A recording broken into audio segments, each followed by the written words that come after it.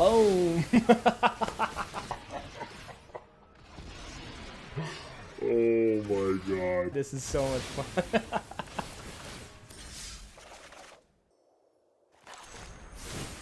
Hello and welcome to a spicy deck archetype that I will almost guarantee you have not seen in today's standard meta of Magic the Gathering Arena. My name is Kern. This is something very different from my channel.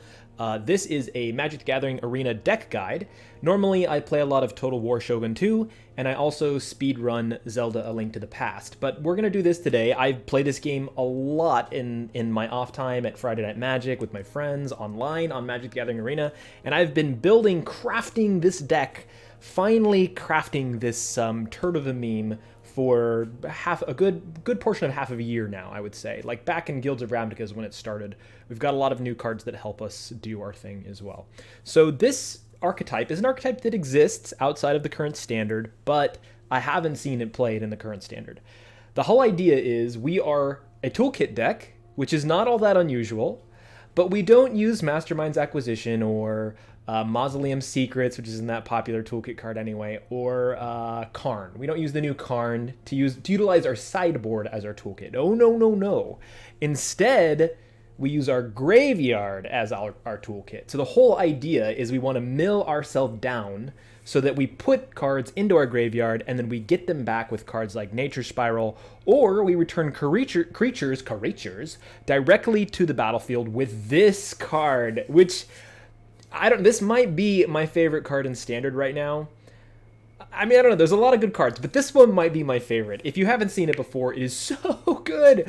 Mostly we love it because it's a legendary land that can return creatures from our graveyard directly to our battlefield, which is a really amazing ability. And if you can flip this card, it's going to be more valuable than Find Finality, which seems crazy because that's a really good card, but it's true. The problem is actually flipping it can be a challenge, but no worries there. We have lots of ways to kill our own creatures. We have lots of cheap creatures to play it on. We play 4 copies. We have ways to get it back from our graveyard. And we also have lots of control. So we can do that. Our deck is designed to be able to do this. One of the nice advantages of this card is you can play creatures for cheaper than their actual mana cost by cheating them in with 5 mana. So the whole idea is we're going to mill ourselves a bunch, and then we have like these one-off toolkit creatures which can be really amazing in certain circumstances, but otherwise can be a little bit dead in hand. So we don't want to draw these in hand, which is a reason that we play 70 cards. I know, I mean, you might have seen this already. This is a very big deck list, and there's 70 cards in it. So go ahead, dislike the video, unsubscribe, and leave me a nasty comment about how I gotta get good at Magic the Gathering. And you're not wrong. You aren't wrong on that count at all. But in my defense, there are some good reasons that we play 70. So one of them is just that. We don't want to draw our one-off toolkit cards in hand. Some of them are pretty nasty to cast. We can't really reliably cast this on turn 7, and even if we could, it sucks. 7 mana to destroy a thing. We'd rather play a Nature Spiral. But it's very, very good in our toolkit when we can do it as many times as we want throughout the course of the game. So we do want it in our toolkit, we just don't want to draw it, and we particularly do not want to see our toolkit cards in our opening hand. At least not on our top end. These cards are okay, we can cast them on time, and they usually have value. Masker Girl, though, is like one of the rare exceptions where, I mean, you could have her in hand, but anyway, she's usually pretty dead for several turns.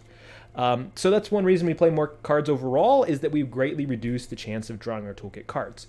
But the other very big reason is if you try to design this deck with 60 cards, and I continue to play a 60 card version of this deck, which isn't as good, you will find that there is a struggle. You need to have the cards that allow you to go off with Journey to Eternity, to find it, flip it, go to graveyard going, also cheap creatures to play, and also you need early game control before you flip Journey. I call this portion of my deck the consistency portion, because it's all just about going off consistently. So you need a very large percentage of your deck, the percentage of cards in your deck, no matter how many you play, need to be dedicated to the consistency part of your deck. However, you also need a high number, this is not a percentage, it's a flat number of cards in your toolkit in order to get value after you do go off. And that is a really hard thing to balance. However, we can solve this math equation by running more cards overall, which means that we can play a higher percentage of our consistency portion of our deck while also playing a higher number of single one-off cards for our toolkit, which seems like the perfect answer. It seems pretty good. And let me tell you, it works really well. This deck is more consistent than the 60-card version of the deck, which is usually why you don't play more cards. But it works, trust me.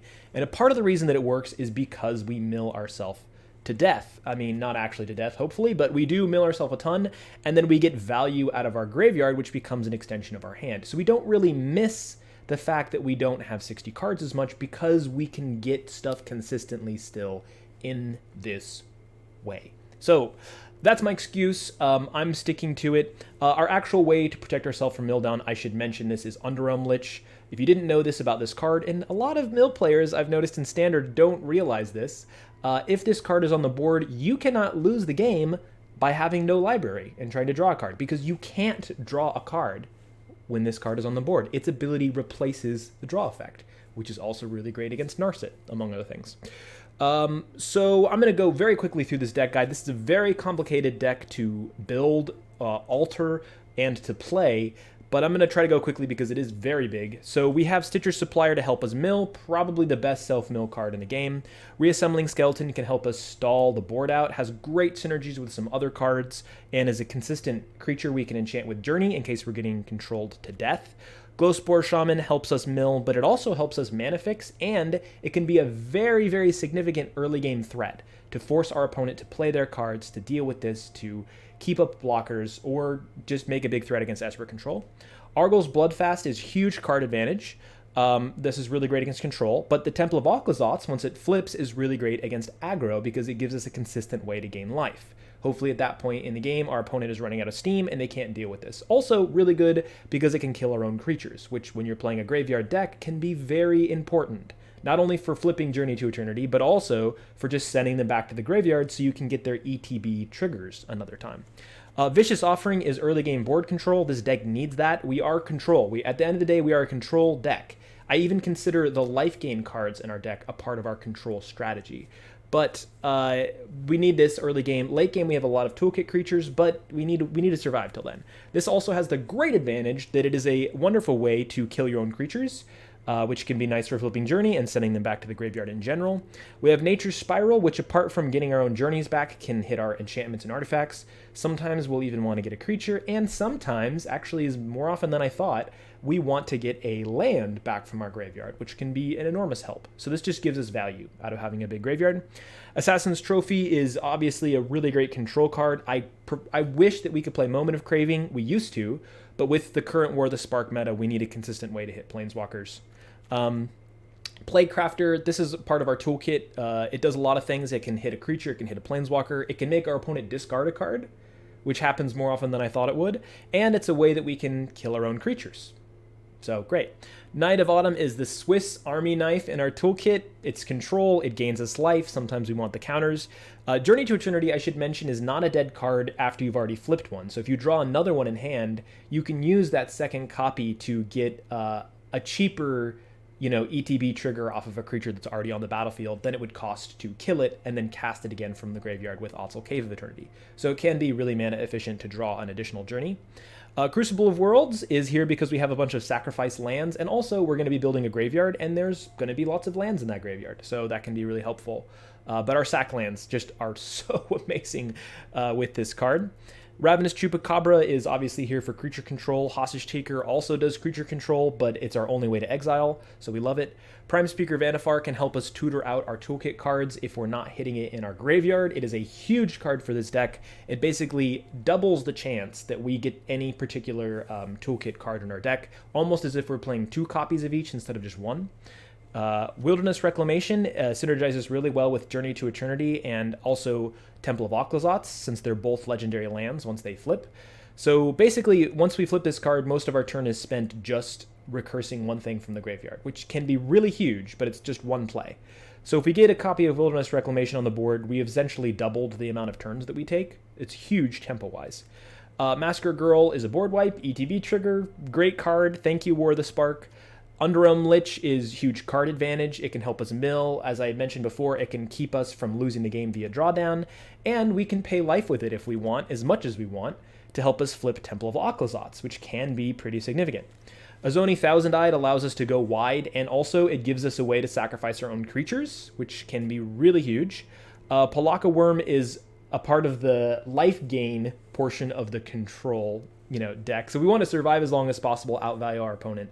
Pelakka Wurm gains 7 life when it enters. If we kill it with a flipped Arguel's Bloodfast, we gain another 7 life, equal to its toughness, and we draw a card. So this is huge for just making it impossible for our opponent to ever beat us by going face.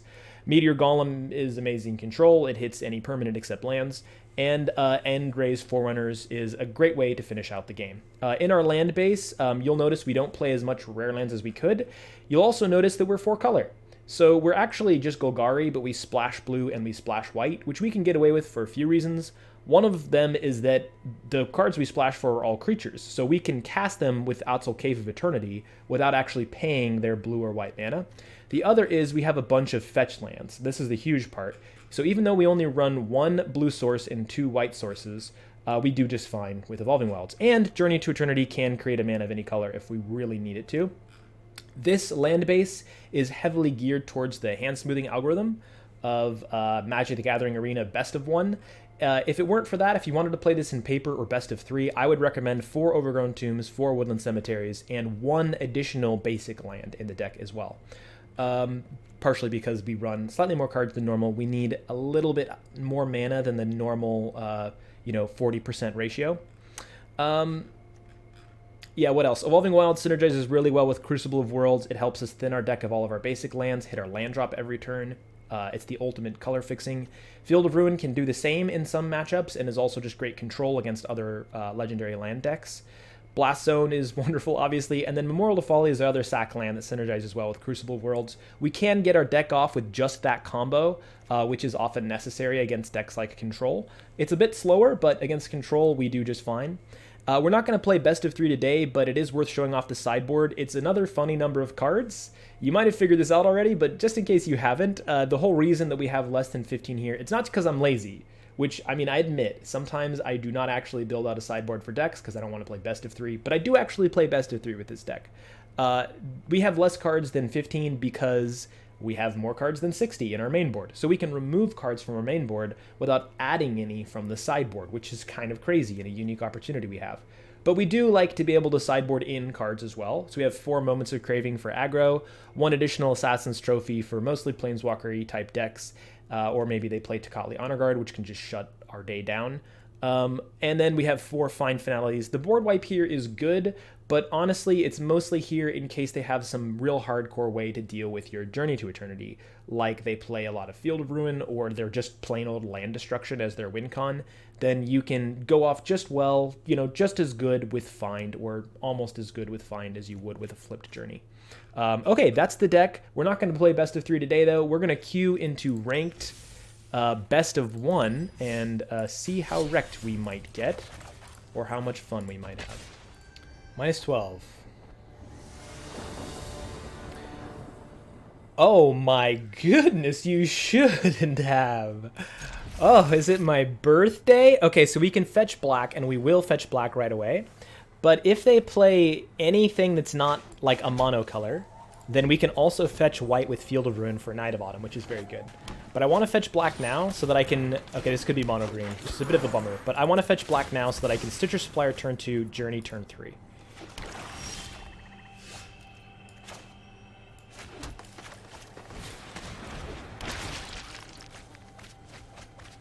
Ooh, End-Raze is nice to see in our graveyard. Of course, Field of Ruin will also help us to mana fix as well once we get that down.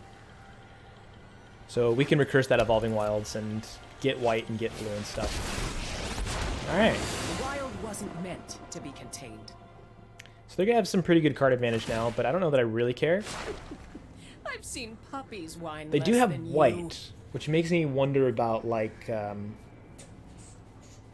the card I'm thinking of? The Conclave Tribunal. Makes me wonder about Conclave Tribunal, like if this is supposed to be green-white tokens. Maybe they'll reveal to me a Conclave Tribunal. but I doubt it. Okay, there's another black, which is not exactly what we wanted. Now I have the rough decision. Do I play Strike Journey me, now? And you strike nature.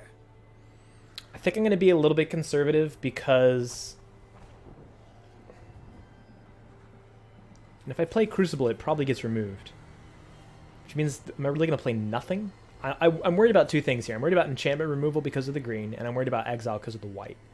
So I think I'm going to play Crucible. Maybe I get some enchantment removal out of their hand that also could hit artifacts. I guess that's usually black-white that has combinate like Mortify. Okay, Incubation Druid. I could hostage take that after they waste all their mana adapting it. That'd be a pretty fun play. Because next turn they'll be able to adapt it. All things begin and end in nature. I'm going to fetch a blue here for hostage taker. So I don't see them playing an artifact or enchantment I really need to remove. And hey, that turns on Prime Speaker Vanifar as well. So that makes it a very good play. Do I take the risk? I think I'm going to risk it after all. And just go ahead past the turn. We're not going to fetch blue now because they don't know we have blue in our deck yet. So might as well conceal that in case it matters. Please no exile. Please no enchantment removal. It's a big ask. They could just play like a Vivian Reed and screw my day. Let me show you what Are they going to was attack lost. into me anyway? Does not seem wise, but maybe they will be. Okay.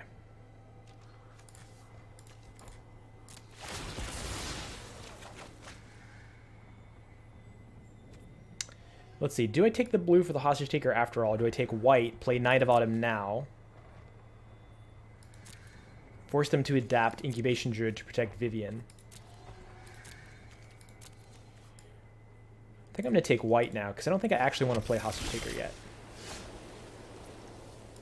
Okay, that draw worked out pretty well. I'm actually going to do this first. I doubt this changes my play, but I'm going to do both anyway, so might as well do this first.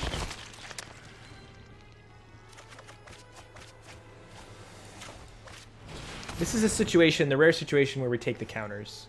Because we want to force our opponent to start playing a little differently. And we continue to fetch. We're going to get blue this time. Leave this up as a blocker. It makes it impossible for them to attack into me if they don't want me to flip. I wish I had Vicious Offering in my hand. That's another bummer. That's the thing I miss about Moment of Craving, is that Moment of Craving can help us flip Journey as well.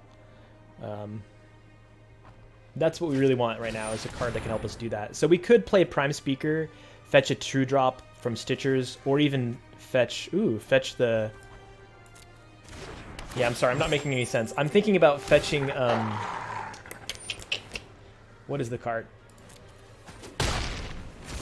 Okay, fine. We're happy with that trade.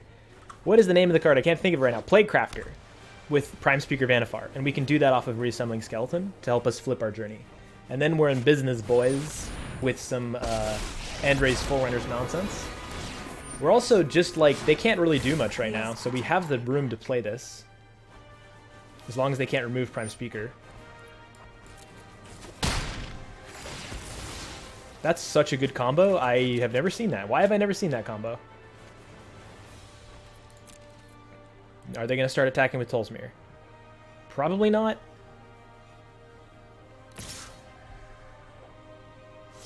Okay, that's what I thought.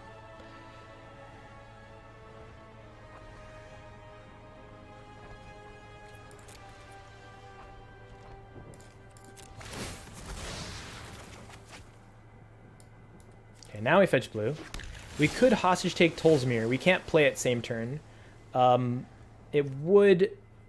See, the problem is if I play Prime Speaker...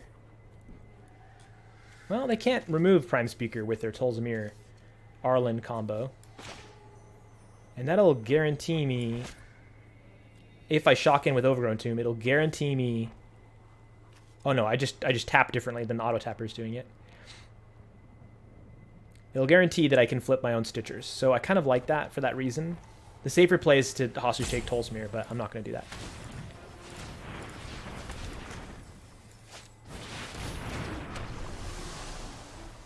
Alright, let's play an untapped. Could be Field of Ruin. Yeah, sure, why not? Let's do Field of Ruin. It's more valuable than another Plains to me.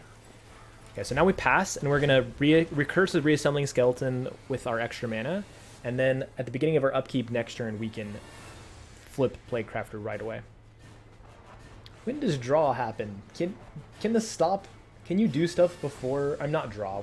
Before untap? I forget. Is that a part of, like, the uninterruptible phase at the beginning? I don't think you can do anything before the untap phase. Guess I'm going to find out. Starting over is the only way.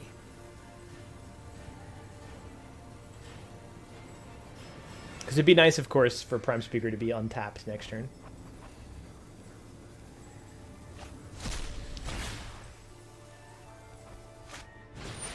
Aha! That's very good. Am I just dead? Double the power. No, I'm not dead, but I'm going to be very low life. I do have Pelakka Wurm in the bin, though. Do I remember that right? No, that was the game before. So I have End-Raze Forerunners in the bin. Are they going to attack this turn? I have to imagine that they will. Let nature guide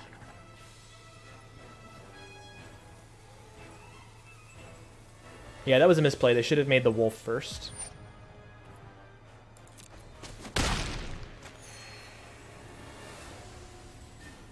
Oh, I see. They thought they could remove it by doubling their power and then playing the wolf. And then they just probably now realized that that didn't work. I think I'll just take the 6 and block out Tolsmere. Doesn't really matter which one I block. But yeah, I'll block this one.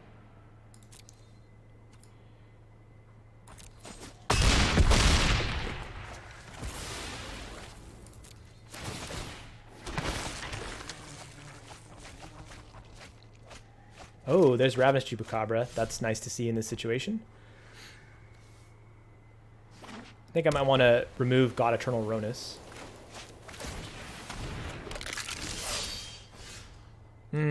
Well, with Vivian, Champion of the Wilds, I'd have to kill Vivian in order to remove God Eternal Ronus. Let's just pass to the draw. Ooh, okay. It's a little bit of a bummer to see that from hand, especially because we're 1 green short to play it. I mean, we could play Woodland Cemetery in order to play it, but I don't think that's actually our best play. It would just be nice to get that in the graveyard at some point. Alright, I think what we're going to do is wait for them to attack, and then on their combat step, remove God Eternal Ronus. Or, we do, what's his face now? End-Raze Forerunners. And kill these guys. All of my things have vigilance. They're all left up as blockers. Yeah, let's do that. It's a little bit risky. And by a little bit, I mean a lot of it, but I like that better.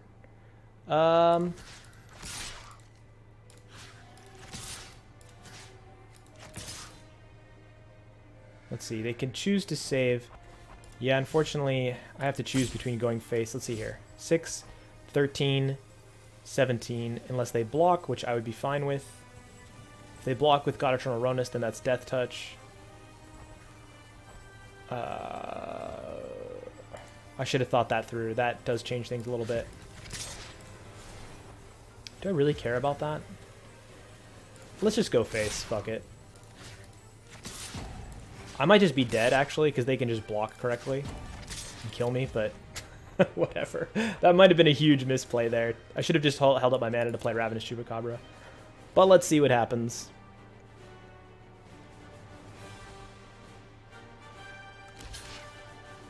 Okay, they feel very threatened by that Prime Speaker. I think that's probably not a good idea. They should prioritize killing End-Raze Forerunners, but they do. If they kill it, then it goes back in my graveyard, which is nice for me. And then I think I'll play a land that allows me to play Pelakka Wurm next turn, but also recurse Reassembling Skeleton as a blocker.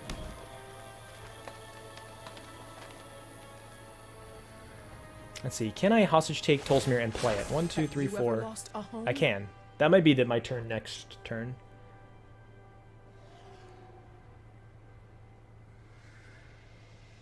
So this turn probably block out God Eternal with End-Raze, because I want that to go back in the bin anyway, and then chump with everything else. If they attack. Okay, they're just doing that. Well, I'm very happy to send End-Raze back to the graveyard. I'm thinking they have some pump that also gives trample. So might as well do that, because that puts it above one of those cards, I think. Since I'm happy to recurse Reassembling Skeleton anyway, might as well double block. Alright.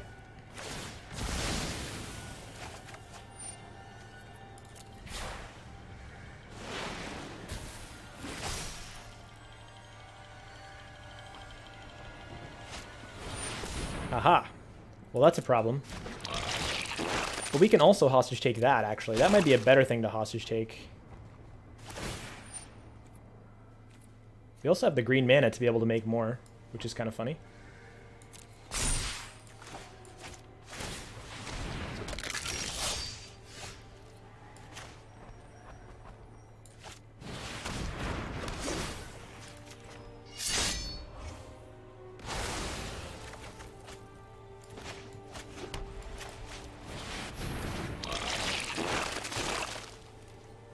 Alright, now we got some pretty nice chumpers. We can recurse a thing and make more oozes starting next turn. So we can do that once per turn, I'm pretty sure. Oh no, I don't have enough green mana. I'd have to shock in for an Overgrown Tomb. Even then I would be one green short, actually. This is your hunt now. Okay, what are you going to kill? The biogenic ooze, probably? Yeah. Fine. Well, we remove each other, so I'm okay with that. I might play Pelakka Wurm next turn, honestly. I guess they're doing this just to create the wolf. Because that's legendary, isn't it? Yeah. Yeah, I guess they're doing it just for the removal.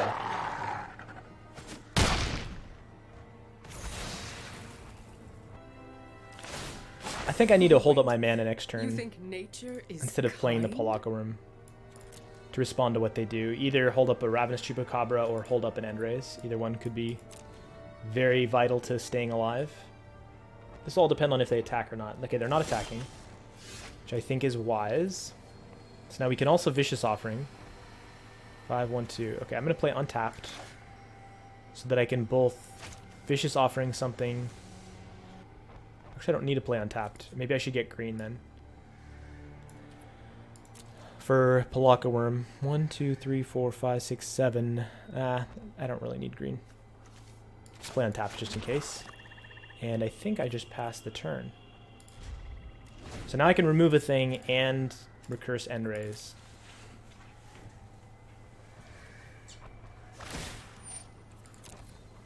The mysteries of life are endless.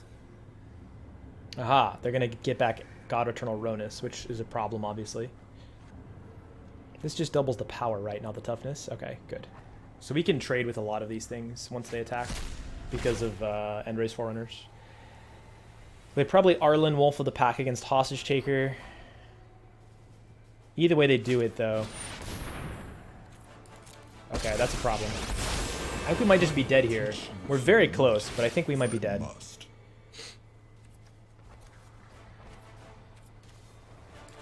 Alright, I think we need to get rid of Tolsmere before they can create wolves and remove things.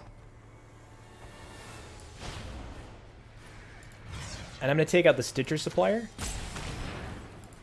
Just in case we mill a Izoni Thousand-Eyed. That would be pretty amazing. But we don't. We were not destined to fight. In a pretty rough spot here. We kind of needed a Izoni there. Well, they're not going to play God Eternal right now, actually, so we're okay. For now. Alright, so we definitely play Ravenous Chupacabra. Or we play Underrealm Lich to try to find that Izoni.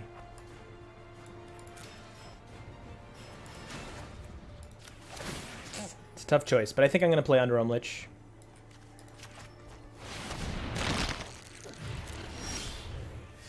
Doesn't help. Nature Spiral. What could I Nature Spiral? Anything worth it? Do I have an Arguel's Bloodfast in the bin yet? No? Oh, I do have one in the bin. Okay. see, 1, 2, 3, 4, 5, 1, 2, 3, 4. Okay, so I can do that and play it. Let's do that.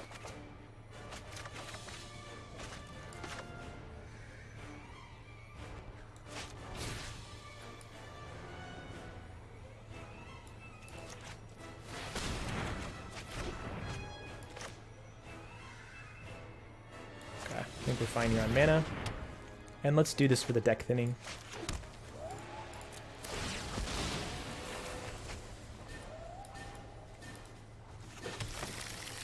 Alright, we're gonna end turn here. They played their God Eternal Ronus. I don't know that we might just be dead. We might not be dead. Oh, okay.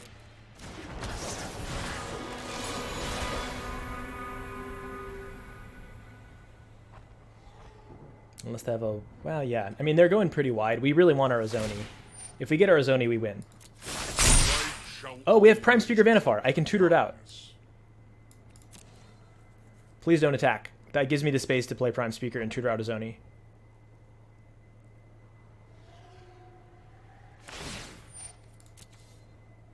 You can still walk away. Man, I wish I'd seen that earlier. I don't know what our undergrowth value is, but it's going to be huge. 1, 2, 3, 4, 5, 6, 7, 8, 9, 10, -1. So we're going to create 9 1/1s. They don't have any trample here. They could have a card that adds trample to everything, but they don't have any trample, and that'll help us block out infinitely. But we can also pump all those things with End-Raze Forerunners. If we can get a Wilderness Wreck somehow. We have 2 Nature Spirals in the bin. Oh, there is a Wilderness Wreck in the bin. I should have got that instead of Arguels. What was I thinking? Do they attack? I would imagine so at this point, but I guess not. I think that's a mistake on their part. They should have attacked. Okay, so they're going to hit Underrealm Lich. That's fine. Or is it fine? I kind of needed him. Oh, okay. Okay.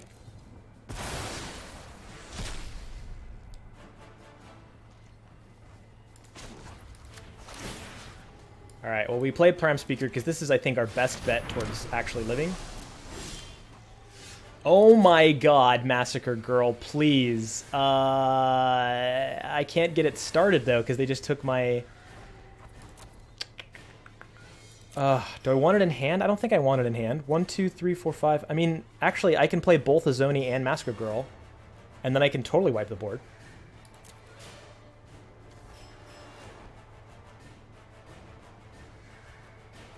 But if I do it in the graveyard, I can still do that. If I put it in the graveyard, I'm still capable of doing that. Let's do this. Yeah. Okay, I have an idea.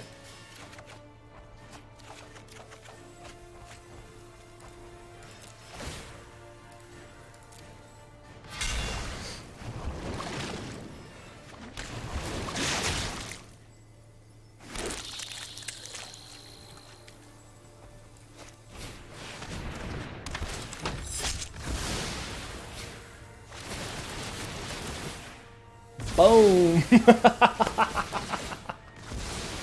Oh my god, this is so much fun. Oh, Christ. 1, 2, 3, 4, 5. I don't have enough to play Pelakka Wurm. Oh wait, do I? 1, 2, 3, 4, 5, 6, 7. I could play Pelakka Wurm, but I'm leaving up no mana. I think now's my chance. Next to attackers. Oops, did I do that already? Okay. So I think now's my chance to play Pelakka Wurm, because they're probably not going to be able to kill me now that I have 20 life and they've got nothing on the board. Yeah, so I really want to play this at some point so that I can have this ability to put it in my graveyard when I need it. Now do you see the benefits of peace? There is wonder in a blade of grass. Oh, right, they couldn't have Baffling Ended my Underrealm Lich. I'm done. I forget how this card works. Okay, well that we can remove. Do we have... We don't even need to remove it, but do we have... Yeah, we don't have Meteor Golem. Oh, now we do. Speaking of. Should I just do this now? One. Yeah, okay, they realize it's over. Wow. Got him. Oh, that's so much fun.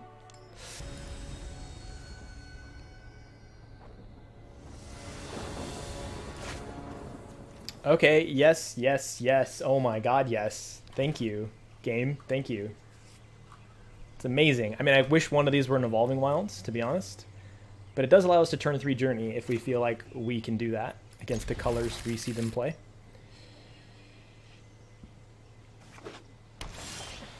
White, huh? It's always a crapshoot. Is it mono-white aggro? I would be okay with that. No, white-blue. Okay, so they might have a counter spell. Although I didn't see any stickiness there. Nope, decline that. I think I'm going to go for it.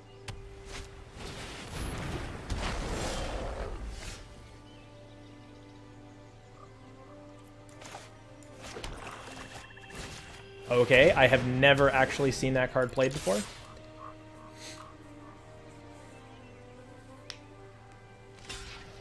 Alright, well, I'm not sure that's the wisest idea, but...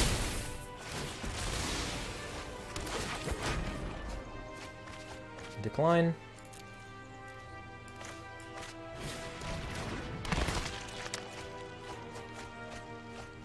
So next turn we can already start recursing stuff with Wilderness Reclamation. But we don't have anything to recurse, so that's fine. Oh shit. I guess that's why they let it flip. Well, we're not dead. Okay. Blue? Yeah, let's take blue.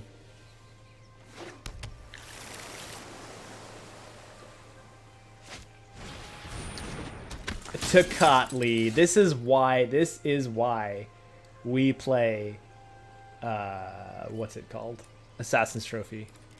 Tocatli Honor Guard. Are you kidding me? So I don't get the ETB off Glowspore, but I think I should put it down as a 301 anyway. I don't really need the ETB regardless. So yeah, let's play her.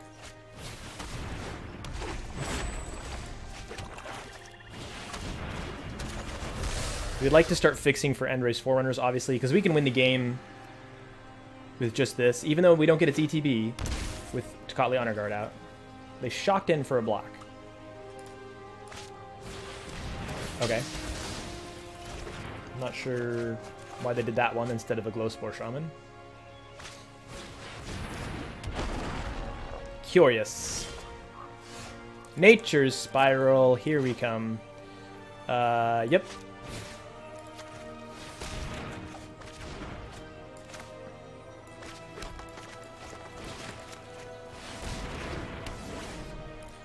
Honestly, I think I'm just going to keep pressuring their life since they're on a much weaker position than we are.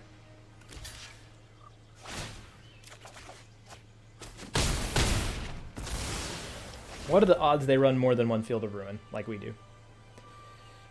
If they had one, they would have blocked Glowspore Shaman. If they have one in hand, anyway.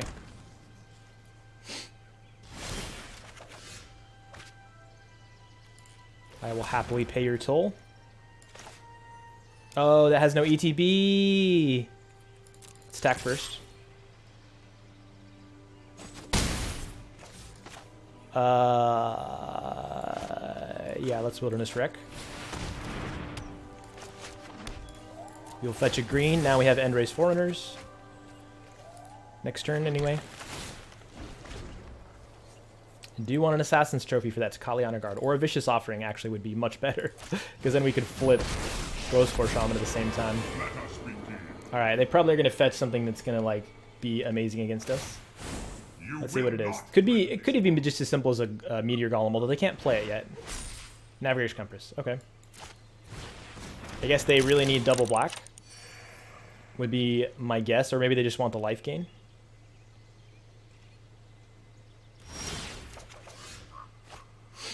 Alright, I think we let them have the tokens here. They've already wasted their Karn in order to get the mana fixing here. I think we're going to let them have the tokens. That way we can hit them for 7-10. Decline. Which does mean we have to shock in. Well, actually, no, we don't. We just play any untapped land.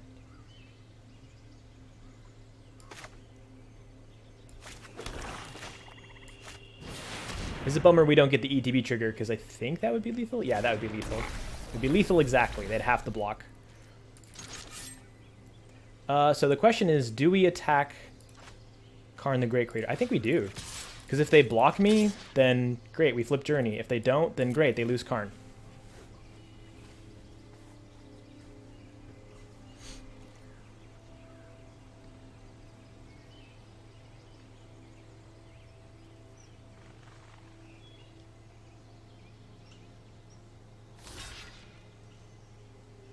Great, we get to kill Tocatli Honor Guard. I'm very happy about that. Get all of our ETB triggers back. And we do have lethal on the board. So they got to deal with this fast.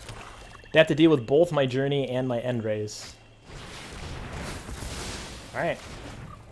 Well, that doesn't do it.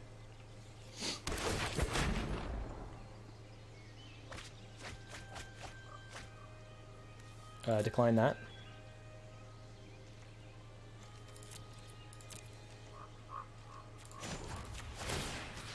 Let's get back Night of Autumn. Let's get rid of Smothering Tithe.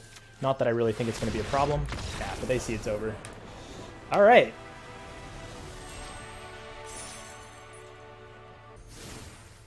So that's what this deck can do. It's pretty jank, but you know, that was an unreasonable number of wins. I think we got there. We are in gold, so that has something to do with it. Although that was really cool to actually get to see someone play both Field of Ruin and Tocatli Honor Guard, and we were still able to outvalue our opponent and make it hard for them to deal, which I love. We are a little bit draw dependent when stuff like that happens, but we drew well enough. But yeah, those are some fun games. I would like to show more. I would like to show me losing. I would also like to show me playing against Control or Mill, but those are some pretty long games, so I figured this is a good place to end the video. If you want to see more games of this deck, let me know. I play this deck all the time, and you know, I'd love to just maybe like record a bunch of different games so you can see a bunch of games of different types over several different days. Anyway, let me know if you'd be interested in something like that, or if you want to see this played in best of 3 with a slightly different land base. I think this deck is a little bit favored in best of 3 because the sideboard just helps it deal with the things that normally are able to kill it very, very, very well. And it's just like an all-around great control deck as it is. So yeah, and control is usually pretty great in best of 3. But yeah, let me know if you want to see more content like this. Leave a like, please. Subscribe. It does help me. It does help out a lot. And if you leave a comment letting me know that you want to see more content like this, that's how I determine what I'm going to make. But I do have other really funny, a lot of jank, a lot of just like so spicy stuff, and then like some other stuff like I don't know who made that deck. I don't even know how to pronounce that. So yeah, let me know if you want to see more content like this. I would be happy to make more. And thanks for watching.